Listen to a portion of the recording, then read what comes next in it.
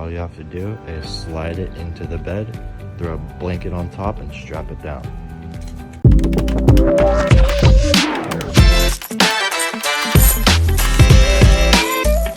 If you're loading a machine in a truck and need to lay it down, you're going to want to take the paper out first. And to do that, you're going to flip this lever down and then roll up the paper. And then what you want to do is just put this in a safe spot in the truck. If you're loading a machine in a truck, you're going to want to place a piece of cardboard down in a moving blanket, and then you just lay it back on the cardboard.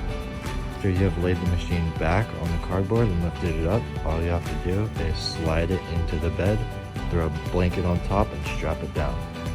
When you have your ATM all loaded up and ready to go, you want to make sure you have a strap around at least one back here so it doesn't slide, and one over top. And you put some cardboard and some moving blankets around it so you don't scratch up your brand new machine.